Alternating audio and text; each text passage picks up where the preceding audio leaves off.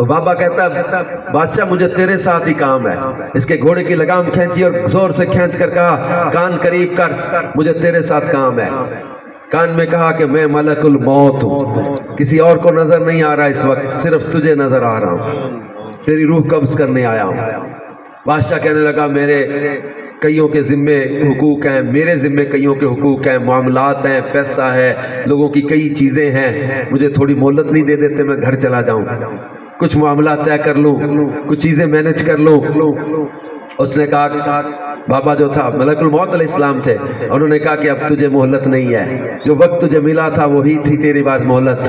روز تو سو کے اٹھ جاتا تھا, یہ مہلت ہی تو تھی, تیری زندگی روز گزر رہی تھی, تجھے اندازہ نہیں تھا کہ ایک دن مجھے آنا ہے.